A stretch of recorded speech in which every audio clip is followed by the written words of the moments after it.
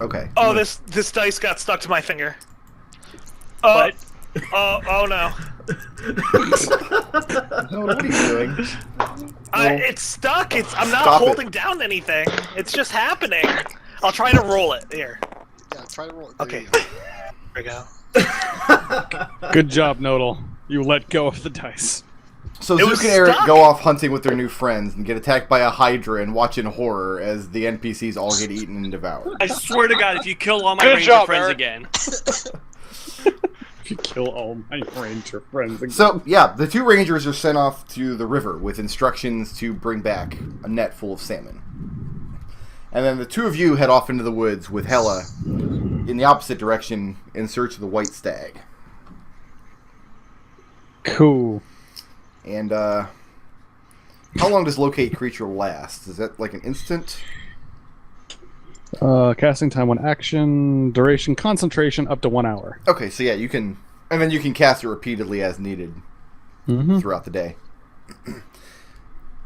Zook. Yeah. Make a survival check. Make it with advantage. 16 or...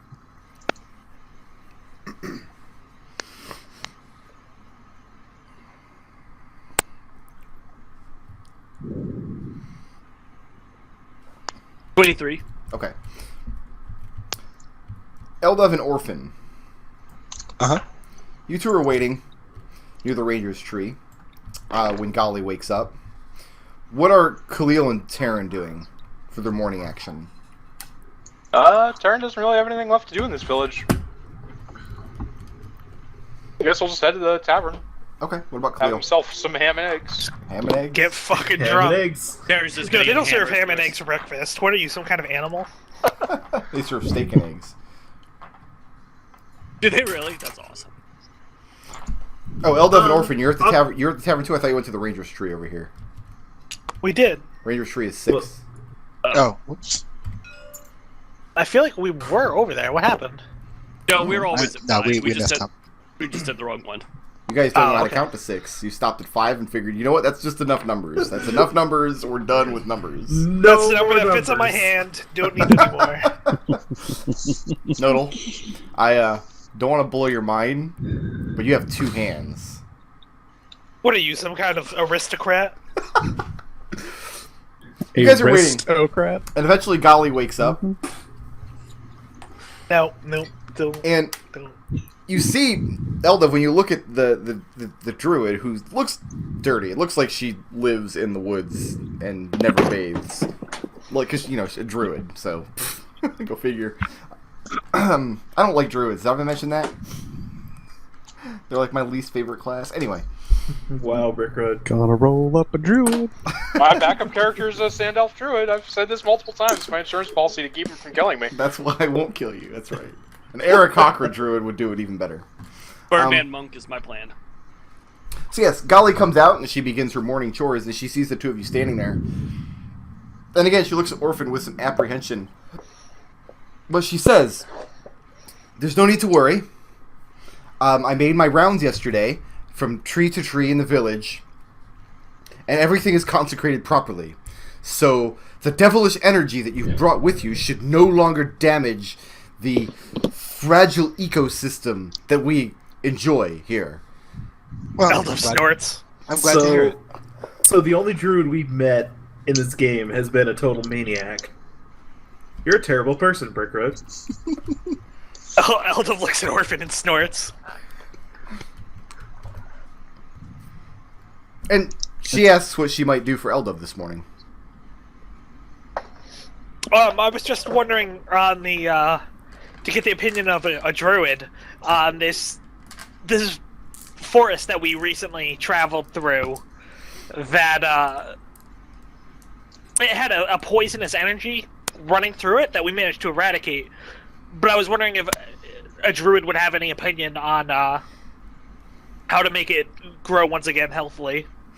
Well, she says it's a very serious concern. First question is, where's the location of the wood? And I'll create a 5x5 cube of a world map of Trennis and point out. She says, well, I've never traveled that far south myself, and most of the gnomes that live in that area live inside of the mountains. So, but describe to me the nature of the wood and the things that transpired there, and I may be able to give a more accurate prognosis. And I'll spend a few minutes just describing everything. What do you describe? Like, what parts of the woods and what actions you took there? I'll describe the poison first of all, Okay. and the antidote that was used to cure it. Okay. And then I'll describe the fey influence of the forest. And finally, I will just talk about how I'll describe the how a tree that was petrified after the spell or the influence had ended seemed to be coming back to life. Now, as to the poison, she says that she has the knowledge to make components of, to turn components into certain kind of poisons like that. Not that she'd ever would, of course. She's not a poisoner herself, but the treatment sounds familiar to her. She's never heard of a forest spontaneously producing these poisons on their own. There's something that she would have to apply her skill in herbalism to make. But when you mention the Fey influence, she nods. She says, the Fey influence can be either sweet or sour. It can go either direction. It can either give us a bright and vibrant wood like the one we enjoy here in Farsavir, or it might become corrupted, blackened, and deadly like the one you're describing. It all depends on the nature of the Fey that is causing the influence. For example, our woods cannot be traversed without one with strong sylvan blood speaking the lucky words, as no doubt you've come to realize. As to the petrified tree, she seems most interested in that aspect of it. She says, it sounds to me as though at one time a spirit must have lived in those woods. A good-natured spirit, perhaps a dryad or something similar. And when the corruption sent in, the spirit was unable to push back and so protected itself by encasing itself within that one tree.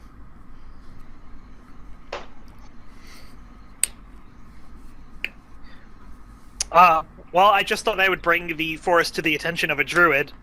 And if you know any other druids who might be interested in inspecting the forest, by all means, feel free. She says she'll send word. And she's not going to make that's the journey basically herself, but yeah, she thanks you for... Well, first of all, she thanks you for cleansing the wood. Like, she's beside herself with gratitude. She said, she motions to Orphan and said, were you also instrumental in the cleansing of this wood? Oh yes, I fought the I fought the monk who was responsible for the taint myself. And she seems a little taken aback. She said, it's wonderful to hear that you've learned to put your devilish ways to such good use. That the corrupting energy inside of you can be twisted and formed into something. I suppose it makes sense if you were to think about it. If the energy can be constricted in one direction, of course it would be able to reverse and go the other as well. So beautiful things can come from corruption, just as corruption can set into beautiful things. I bow to her.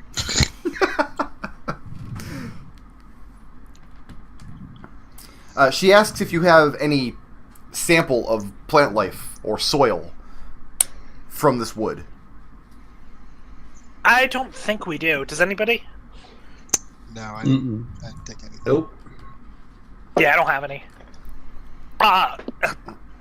Well, she said she knows how to make the antidote herself, because I think Zook still has some of that antidote, actually. But other than that... Well, there wasn't an antidote that he was given. He was put under treatment. No, it's in my blood. He wasn't actually given the antidote. But when you describe the way this poison works, we don't have any. She's familiar with that particular poison and how it acts. Although, like she said, she's never heard of a forest or any natural thing producing it on its own. It's always something she's had to concoct. Not that she's had to concoct. She knows how to concoct it. She's never actually made this poison. That would be awful. And then we got some homeboys up in the tavern. Yep. Then a hatch opens. You guys sit down for breakfast. Umpo is bringing around the morning meal this morning. The husband. He's not the talkative sort, but he takes your coin all the same. They're serving some oats and a slice of some kind of fruit. Oh, I know what they're serving. Since Arik's not here, I know exactly what they're serving. Oh, ham and egg. Yeah, you got a bowl of good oats and a wedge of cheese and a slice of tagliapia. Fresh tagliapia on the side. Yay! This fruit has to be the best thing ever. Anyone who misses this meal is an asshole. And then, while you guys are eating, there was a scream. Stand up quickly. From the storeroom of the tavern, which is... There's an area behind the kitchen, and then there's an area downstairs from there. You hear a loud bursting sound, and then what sounds like a great amount of liquid crashing against walls. Whoa. And you see it spill out of the kitchen area behind the bar. And Umpo immediately jumps up and runs that direction. Yeah, Tarin will do the same Yeah, thing. Khalil will go along as well. As do many of the other gnomes that are sitting in here eating breakfast. And looking in the kitchen, you see Alice in there, and she's in tears. And she's trying to explain to her husband what happened. She says, I don't know what the 3 casks that we had set aside for the festival, they just suddenly burst, and now there's beer everywhere. It just exploded for no reason. And looking back in the storeroom, everything is drenched and flooded with froth and foam, and you smell just the heady scent of the maple-tinged Zoderbrow in the air. That these 3 Detect casks... Detect magic?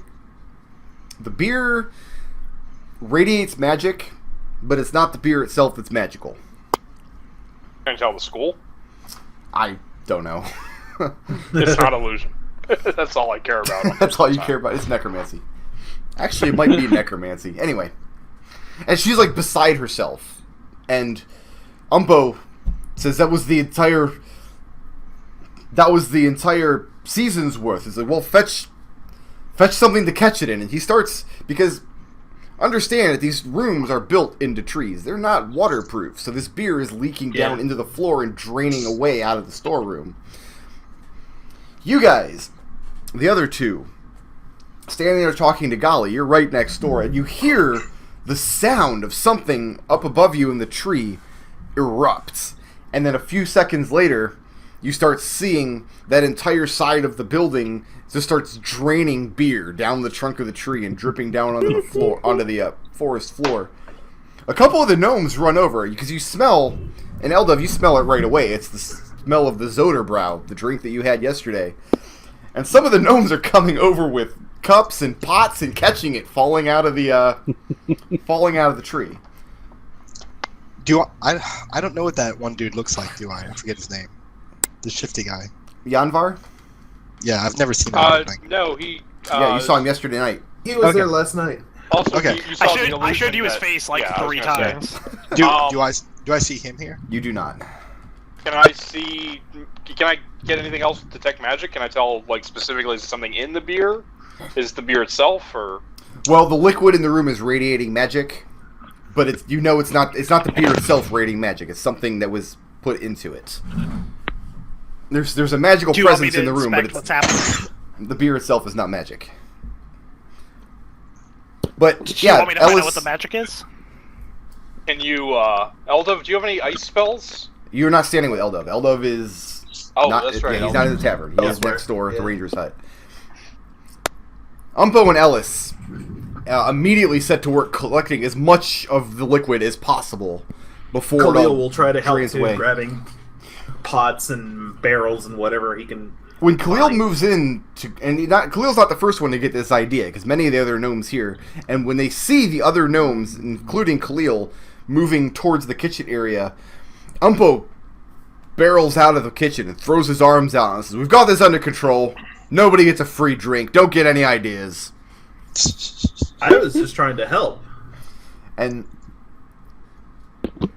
it looks like it's a lost cause anyway. I mean, Ellis is setting to work, grabbing whatever, like a spittoon that she found just laying there. She soaks up as much as she can fill in that. An empty pitcher here, an empty mug there. Umpo is almost immediately overrun by gnomes who want to get in there and get at this beer. So if you're going to help them by like finding some kind of container and filling as much of it as you can, they're not going to be able to stop you from doing that. There's so much chaos in here. What is Tarin doing in response to all of it? Tarin would also be trying to help, obviously. Don't really have anything that's super useful here. Now, the banana that was spent just says, "Just One More's Tavern's supply of Zoderbrow has mysteriously quintupled overnight." That's all it said. What? I wanted you to work with it, so that's totally cool. I'm totally cool with this. So Tarin's doing what? Is he helping collect beer? Is he trying to siphon it off into the ethereal plane? That's a promising idea, but no. Tarin is going to cast Fly and jump out the window or whatever and look for like any open like. Tarin does not fit out of the window. God damn it! Okay, I'll go out the door like an animal. I will fly out the door, and then I will look for anything to catch like rainwater or anything like that, like large barrels, anything else around the village. By the time you get out the door, you see a lot of gnomes rolling empty barrels up underneath where all this Zoderbrow is spilling out of the treehouse. The bulk of it is trickling down the side of the branch and getting soaked up by the soil around the tree roots. This tree is going to be swaying back and forth for a while. But yeah, easy enough. I mean, it's easy enough for you to get a hold of a empty barrel. You're not the only one who had this idea. Which is the largest barrel? By your standards, none of them are very large. They're all gnome-sized. Okay. Well, I will take the largest barrel, and I will cast Arcane Gate, and I will put one end of the gate immediately along the edge of the barrel, and the other end in the storeroom as at the floor's depth. And instantly, the barrel is filled and begins to overflow. I'll tell them to put another barrel underneath it. Now, where did you place the barrel at? Inside the tavern? No, it was outside, right? Outside on the. These are the barrels that people were trying to capture the stuff. Oh, in, okay. right? In that case, then half of the village is now upset at you because they thought they were getting free Zoderbrow, and this Warlock puts this magic gate in the air. Okay, so you are going to use the gate to siphon as much of the Zoderbrow as you can.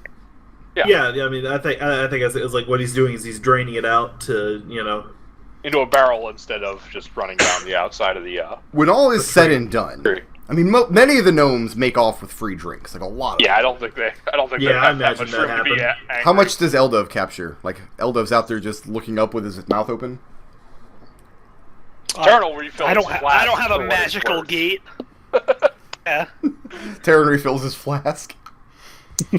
When all is said and done, I mean, the storeroom in the tavern is a disaster area. Like, the beer soaked into bags of grain and fruit. It's meat that had been set aside to be salted, and which, okay, that might not be the worst thing in the world, now that I'm saying it out loud. Maple beer,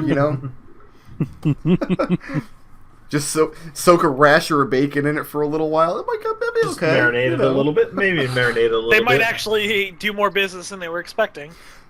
When all is said and done, it's incredibly strange, but they had 3 casks, Ellis explains, set aside for the Solstice Festival in a week. And much of it was lost after the explosion. But now that you've set your portal up and you caught as much as you can, added to what Umpo and Ellis were able to save in the storeroom, you now have 5 casks full of Zoderbrow. Some of it a little dirty. Some of it's got like some barley floating in it. One of them, I think, has. I'll cast prestidigitation and clean it. Oh, so you went up into the tavern? Yeah, I mean, I'm interested in how all this shit just exploded. Yeah, I'll tell him. It's there was Orphan- something magical, and there was something magical in addition to the alcohol in that. In that, and I'll just point to where the water line is on the wall. And even Do as you want me to identify? and even as you're Do you saying want me that, to- your detect magic is up, and you have the reading is getting fainter and fainter and fainter by the minute. In that case, there's not much I can do. But I mean, they're totally perplexed that they now have 5 casks when they started with 3, and they know that most of it washed away. And one of these casks probably isn't salvageable. Like the runoff blood from a slaughtered hog got into it, and probably nobody. No, they'll still want to drink it. They'll definitely still be drinking it. I mean, it's still a disaster. They're going to have to close the tavern for the day and see about cleaning up, and it'll probably be Ellis and Umpo are having this discussion while you guys are watching. Ellis, well, we're not going to be able to pay off all the debts to replace all these stores, and Umpo's like, what do you mean? We have 2 casks of Zoderbrow to barter with now. And this goes back and forth. And eventually Ellis turns around and looks at Eldove and... Was Khalil there? It was Eldove, Khalil, and Arik, wasn't it? Yeah. No, I'm Eric's off not. hunting. Oh, I know, but you were there yesterday. Yes. And she looks at Eldove and Khalil standing there. Come to think of it, these blokes were asking a lot of strange questions about the Zoderbrow. Something about What? Yanvar. As I remember, you were in yesterday. Yeah, we told you he was trying to steal some beer. So are you behind this? No. Is this some wizard's No! plot? No, not at all. Umpo laughs, like this big belly laugh, as if this was some wizard's plot. We owe him a debt of gratitude. Yeah, I have no idea what happened here. I mean, I suppose that I could do such a thing. It would only last for 12 hours. Ellis gives you this... Wait, what did you say? It only lasts for 12 hours? Yeah, I could use creation to make some more beer. She but it asks you wouldn't to step exist over forever. here. So I want you to bend down and look me in the eye. Alright. She reaches up and grabs your ear like an ornery ant. Hey. Starts pulling on your head. And with her other hand, she starts whapping the other side of your head. And she starts, you tell me right now what you've done to my bar! Who are you in league with? What is it you're doing here? What is Yanvar's place in this whole plot? Nodal's gonna light her on fire. You're getting your ears boxed by a gnome. What was the attack roll on that ear grab? Because I might cast no. shield and dodge it. No, she's an ornery gnomish barkeep. It's an auto hit. Khalil is It's an AC of really- 40. Khalil wants to step in, but it's just too damn funny. He does not. Seeing I'll remember Elda this, be Khalil. verbally scolded by this woman is pretty funny. It is very funny. And Umpo says, I'll remember this, Khalil. without actually making any movement to free Elda from his plight, Umpo says, so you're saying that these extra casks are going to disappear in 12 hours? I'm saying that the means I have of creating extra magical beer would only last for 24 hours. But this wasn't necessarily cast using that spell, so I can't say what effect it'll have. And the beer isn't magical anymore. And I'll ask this towards Tarin. No, there's not. No, by this I point the don't know magic that, is I don't know faded that it on was it. ever in the beer. It was something else. In It seemed to that have case, faded. you don't have anything to worry about, because anything that I create would be magical. Ellis releases you, and your ears start, like, the pinching sensation lingers for a little while.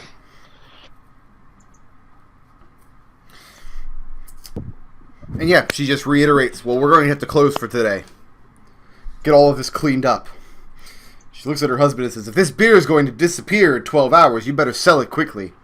To which Umpo responds, "A beer that you can drink as much of as you want and not suffer the consequences of drunkenness." He says, "I think we can charge twice as much."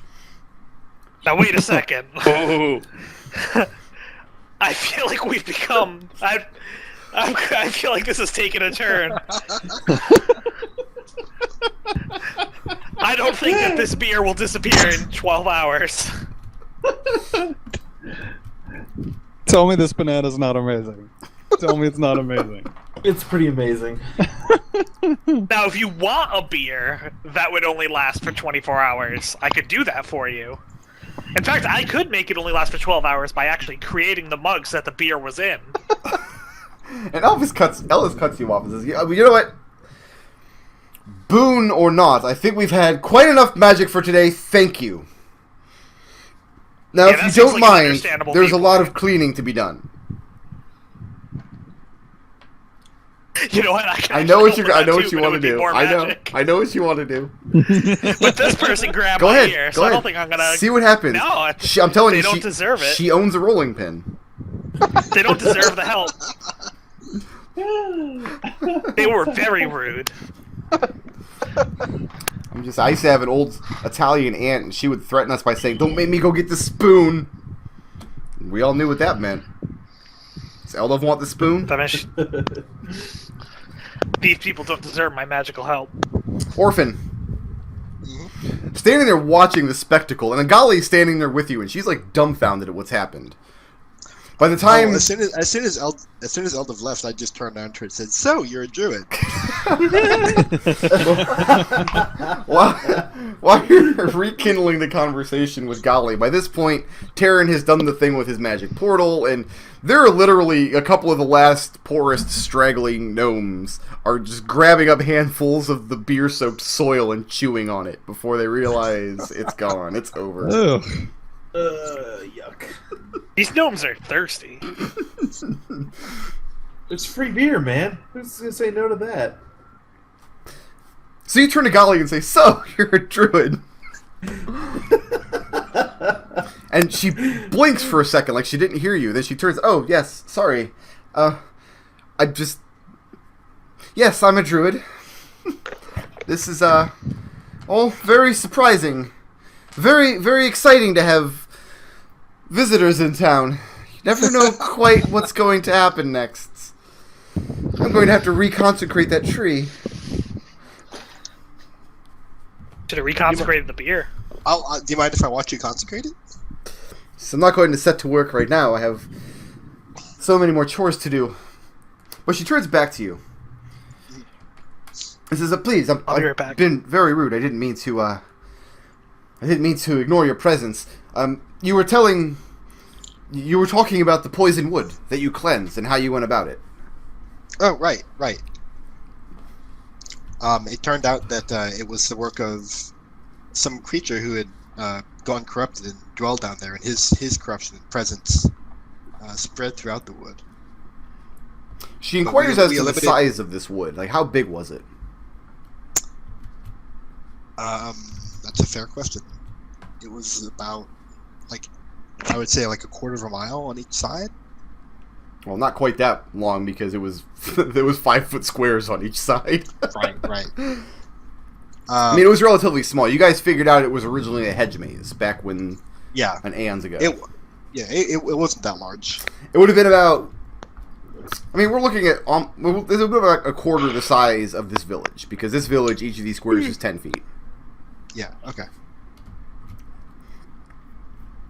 And she expresses surprise at that strong of a corruption not reaching further out. That it seemed to have such stark boundaries is very surprising. It is strange now that you mention it.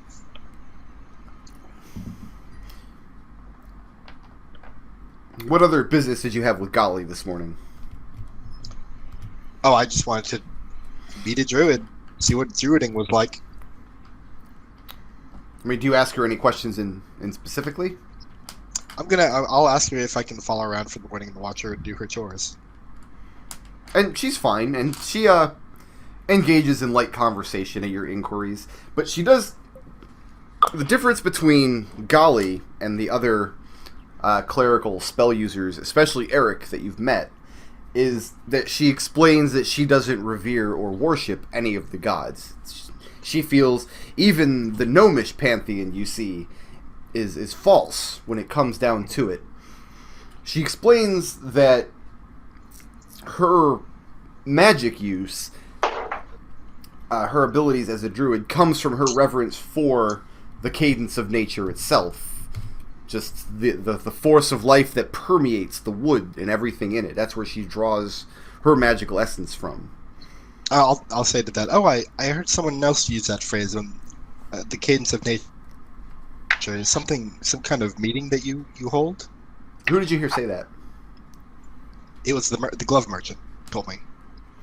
Oh, right, yeah. He was using her words though. He was saying that's right. He didn't believe in it. He wasn't down with the whole cadence of nature thing. Yeah. She says, but he mentioned the prayer meeting or whatever. She says there are some in the village that aren't quite convinced. She says many druids, I should say, follow gods of nature, powerful beings they say live beyond the sky and grant nature the qualities that it has. Even your companion, the fishman, he reveres one such god, though I don't believe he's a druid. No, he's a priest. He says, no, my philosophy is much more fundamental. I see the gods as being powerful. Sure, you don't want to anger them, you understand, but I worship no such god, and I control the same powers that other druids enjoy. So what does that tell you? Where is the source of this power coming from?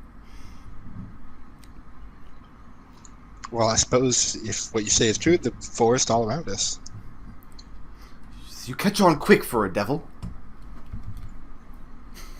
I bow again. And yeah, she talks at great length about her philosophy, and the core of it basically is that her ability to use magic, because it doesn't come from any particular god or power, that to her is very strong evidence that there are no gods or powers. The forest itself provides. I'll just ask her if she would mind if I her prayer meeting in a day or so. And she nods. She says it's open for everybody, although I'm not sure anything we discuss will be of any interest to you. Even so, I'm curious. Thank you for your time, and I'll leave. Okay. So, afternoon actions. Are you guys just going to be up in the tavern just licking the baseboards? Yep. Zook and Arik, you guys will be back for the evening. You're going to be out hunting most of the day. Sounds good. Arik. Yes.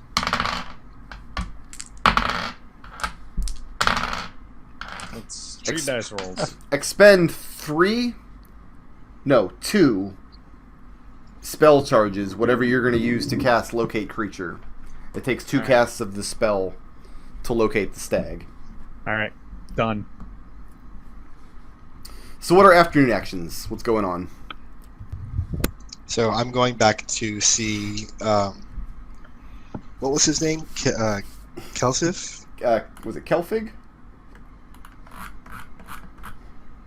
Kelfiz, yeah. Kelfiz, that's it. Yeah, the Warlock. Bringing him your jar of snot. I'm bringing him my snot. I like that guess- you carried around your jar of snot for an extra half day, more than you needed to. I guess Well, nobody's I been didn't to bring this. it to Golly. I mean, Sounds like nobody's been to the Bardic School, so I'll go to the Bardic School and take notes for Fred. Okay. What is Khalil doing?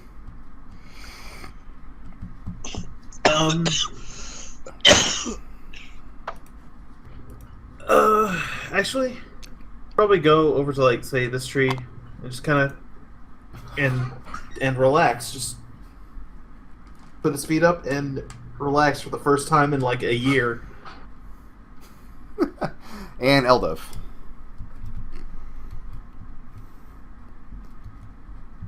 And he'd also like to try that stuff he got from Horzif. Did we lose Eldove? Nodal? Nodal? Nodal? Nodal? I guess we did. Alright, let's go to... we'll do Khalil first. The stuff is good. The tobacco, very flavorful. I don't really know how to give a good description of tobacco, considering I don't smoke anything ever. Yeah. It's not hallucinogenic, doesn't get you high. You're not seeing That's fine. pink elephants or anything. Damn. But It's crisp. a very Good way to enjoyable describe it, I pipe. guess. I don't know. Sweet and mellow would probably be a good description. Yeah, Very that sounds good. entertaining. It's very entertaining. It's not. It reminds you of various types of dwarven smoke that Khalil has sampled over the Okay. years, or probably only over this past year. Now that I'm thinking about it. Yeah. While you're sitting there relaxing, you notice one of the Gnomish children that you saw around the target yesterday Mm-hmm. is watching you. Just watching you enjoy your pipe sitting next to the tree. And his mouth is kind of hanging open a little bit, like a little bit slack-jawed. You get the sense that this child has never seen humans before. Hello. And when you address him, he just blurts out, "Is it true you can't shoot?" Not really. I mean, I'm not my friend Zook, but I can still handle a bow. Because Corin says no humans can shoot. Well, Corin may be a little mistaken in that view. Can you show me? Fair enough. And he points to your longbow. Mm-hmm. So I've never seen one that size before. That's what she said.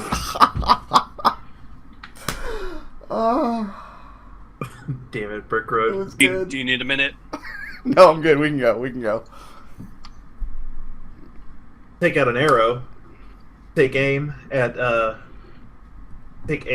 the child? let's see. Roll a hit. Yeah, the child. Yeah, that'll be good. No,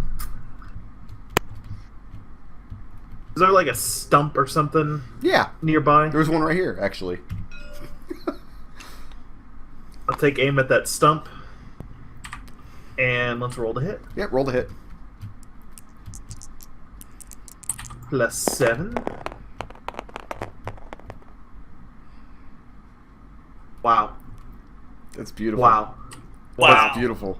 Wow, that's the love it. best. That is the best. You knock your bow, take aim at the stump, and miss the stump completely, and the arrow just sails off into the woods.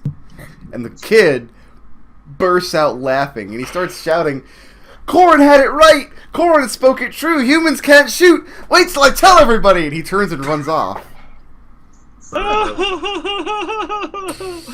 Oh, poor Khalil. I will pound on the tree a couple of times.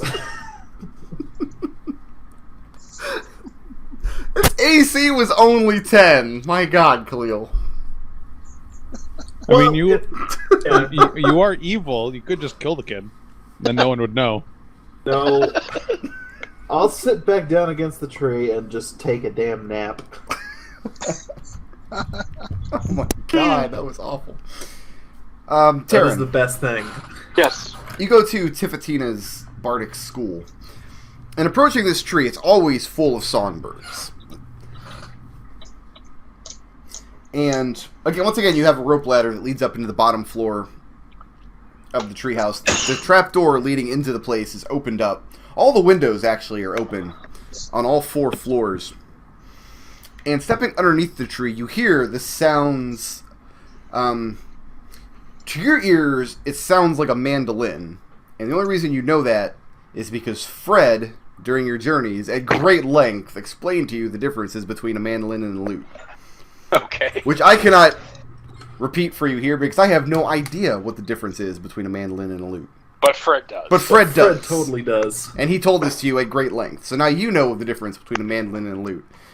It's like that awkward friend you have. Like, now I'll never be able to unhear that piece of information. That's just, I know that forever now. Thanks, Fred. Someone's playing a mandolin up in this tree. I'll just climb up the ladder then. Looks like it's open for the public. Climb the ladder. Poke your head in. And indeed, there are 3 gnomes sitting in here. Students. One of them is playing the mandolin. One of them is poring over sheet music. And the third one is staring awkwardly at this big-headed human that just poked his head up through the trapdoor of the school. I'll smile, introduce myself. My name's Tarin. I'm sure you're aware that my group has been in the village recently. I was just curious about your school here. That's excellent mandolin playing. And as soon as you open your mouth, the one holding the sheet music throws it down to the ground with great fury and says, "Well, no! Now the whole rhythm is off and you've ruined it everything!" He stomps off to the back of the room, climbs up the ladder to the 2nd floor.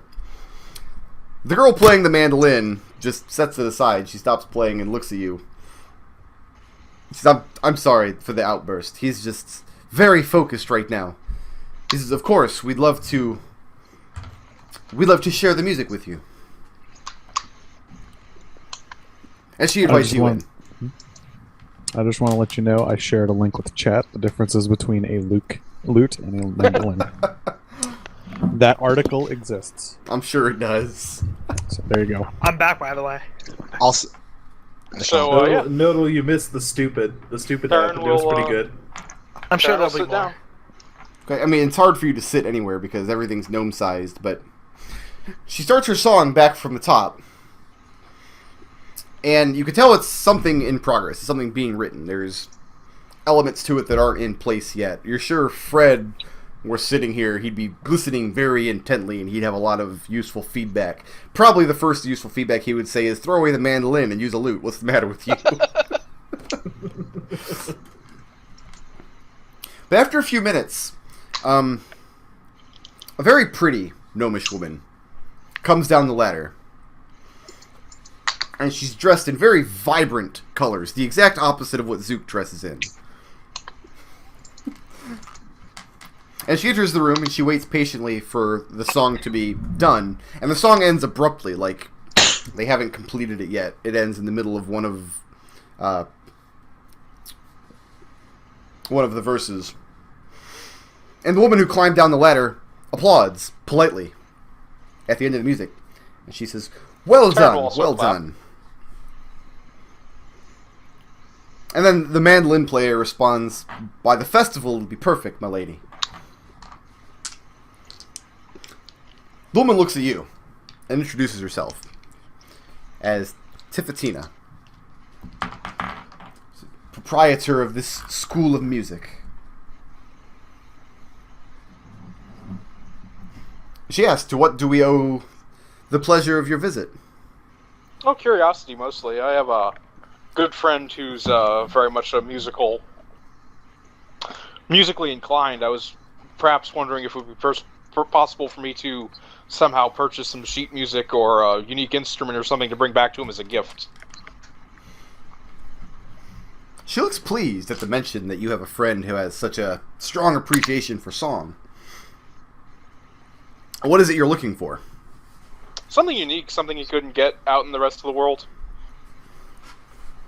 He's quite a traveler himself, so anything that'll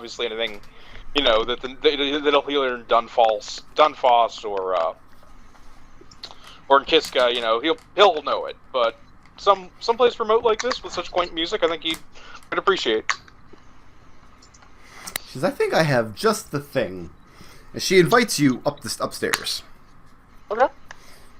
And you're not there's not actually stairs. You're climbing ladders, and you climb up. I might not even need to climb the ladder. I might just be able to stand up and pull myself up, honestly. Not quite that small, I don't think. Okay. Yeah, not quite. She takes up to the 4th floor, where off the main hallway, she has a small sitting room, beyond which is her personal chambers.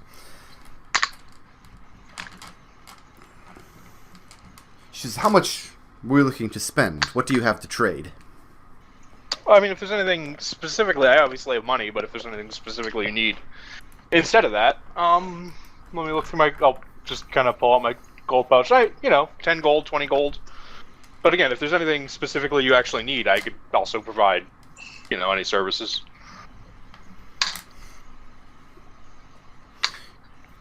She goes into her quarters for a moment and comes back with a small weathered box, rectangular in shape. And when she opens it, inside is a gnarled wooden flute made of some kind of white wood streaked with red. She says, I purchased this in one of the faraway villages during a journey several years ago. And she says, may I? By all means. She takes it, and she plays this haunting tune on the flute. And as she plays it, it doesn't sound to you like a flute. It sounds much deeper. It sounds like the instrument used to produce this music is not this frilly gnome-sized flute, but it comes out sounding like a French horn almost. Kind of it bellows in places. She says, I've had it examined by Zilbis and a few other illusionists that passed through. She says, it's not magical. There's no enchantment on it. I don't know what it does to create this music. She says, would this be of interest to your friend? Well, first of all, do you mind if I take a look for magic? She says, of course. Cast Detect Magic. It is not magical. Curious. Yeah, I think he would actually find that tremendously fascinating. I mean, if you don't need it, I'm not here to take your treasured goods. I was just looking for a gift for a friend. She says, you mentioned that your friend had access to Keyskin instruments. Yeah, I'm the captain of a ship. We sail everywhere, and Keyska is part of everywhere. She says, excellent. I'll make this trade straight across for... What do they play in Keyska? A sitar, I guess, would be a good... A shawm? A shawm. she's never heard of a shawm. She's proficient in every musical instrument, but she's never heard of a shawm before. No, I can get a sitar. That wouldn't be a problem. I obviously don't have one on me, though. Give me a day. I don't know that I can actually teleport back to here. I don't know if I want to try that with all the magic wonkery. I can teleport back to here. Wonderful. She says, that would be... I'll make the trade straight across. This is a curious instrument, but it's clearly of gnomish make, perhaps elvish make. But the likes of an exotic instrument from Keyska would be an excellent addition to my collection. Well, I'll see what I can do.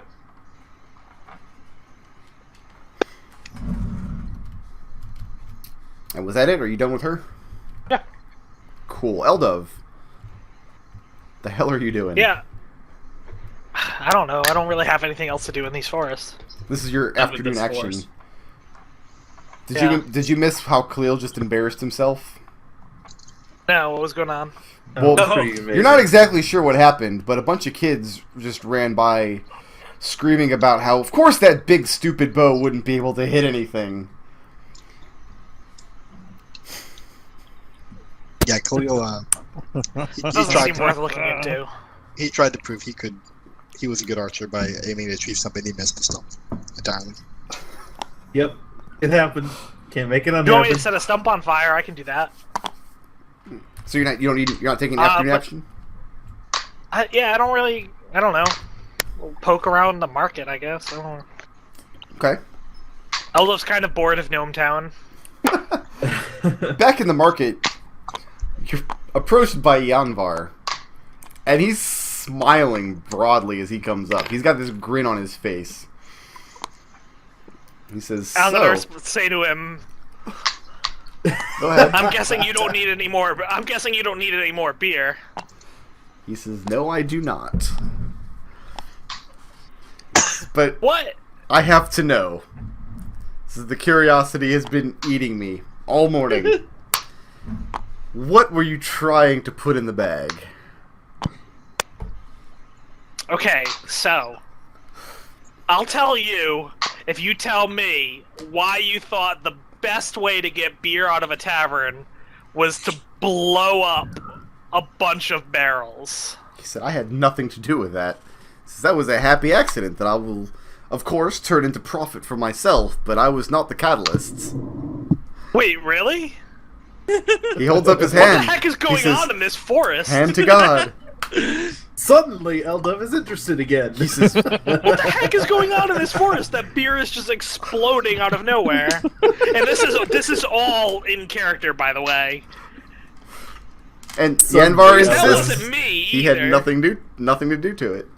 He says, but I did manage to squirrel away a quantity from one of the children who made away with a whole mug full, leaking out of the tree. He says, I'll take it back to my village and we will reverse engineer the recipe. I'm gonna be honest, I can't take credit for this because I have no idea. That's good, because I have no intention on paying you for the service. But, Ooh. gods be good, we will all be enjoying a mug of it in a Dunfoss tavern by harvest. I tell you what, if I can figure out what was going on with those barrels, I'll trade you the story for one of those mugs. In a year or so. He says, I suppose it wouldn't be sporting to market it as Zoderbrow, though. Perhaps I'll rename it I wouldn't to recommend it. Yanvar Brow. That's got a nice ring to it. He says, but please, indulge my curiosity. I must know. What caused that brilliant Okay. flash of light? What do you know about lantern archons? He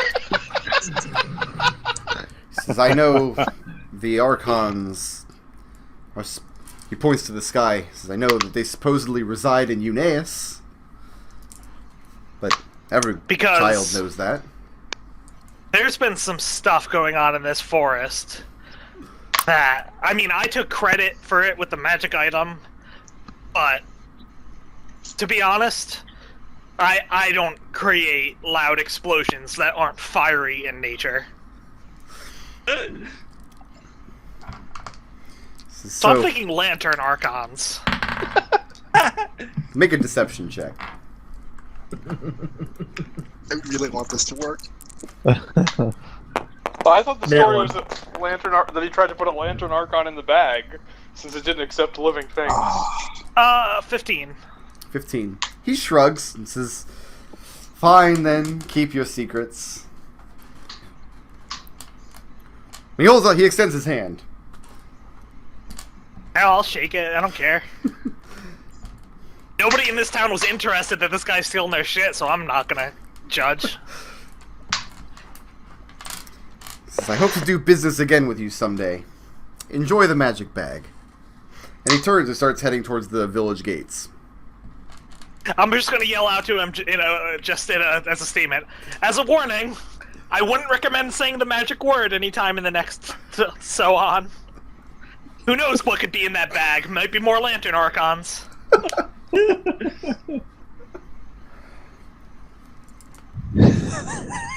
That bag was good. The Rangers reconvene with you guys early in the evening. You manage to locate the stag. Hella and Zook each put an arrow into it. And they're bringing the trophy back. The other Rangers that were set up to the river have an entire net full of river salmon.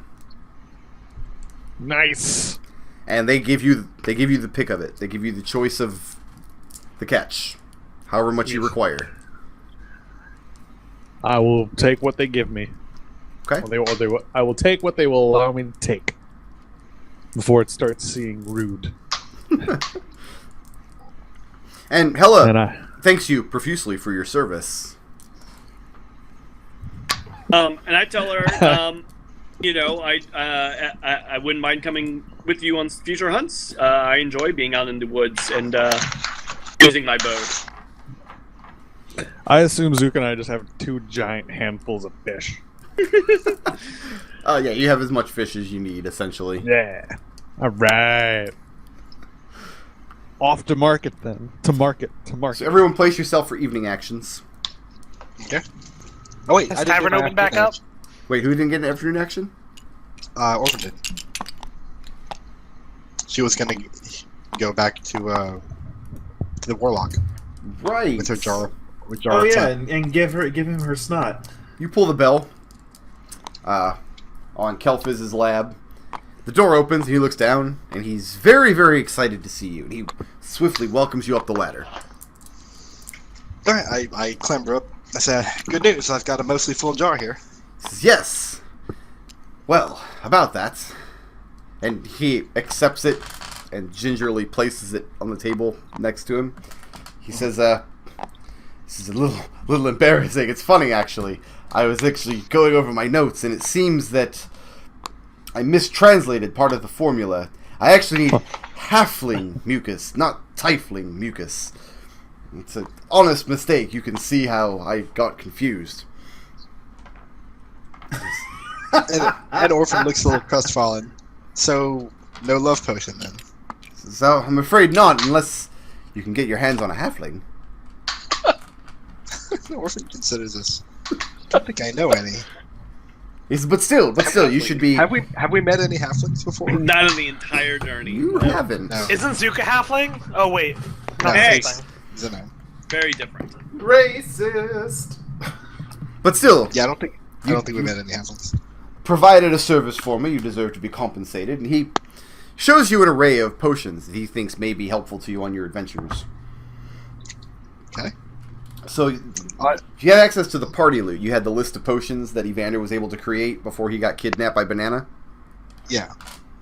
He's giving your pick of 5 of those. He's got Okay. whole caches of them. So Except for the filter of love, right? I think that's on the lists, but the one he was going to be creating was far more potent. Wait, Keep in mind that Cube can make us potions, so Q Yeah, can, but you have to but pay him. You have to give him the resources to do it. This is just me trading a jar of snot for 5 useful potions. Which is a line nobody's ever said in a Dungeons & Dragons game before. Actually, I gotta believe noticed- that's come up in the now- last 30 years. Now wait, yeah, there is a filter of love on the party loot potion that Evander could, or Cube, I guess, could have made. He can, but what Kelphiz was looking was to make one far more potent. He was looking to improve upon it to such a degree that it would be permanent. I see. The filter of love is not permanent.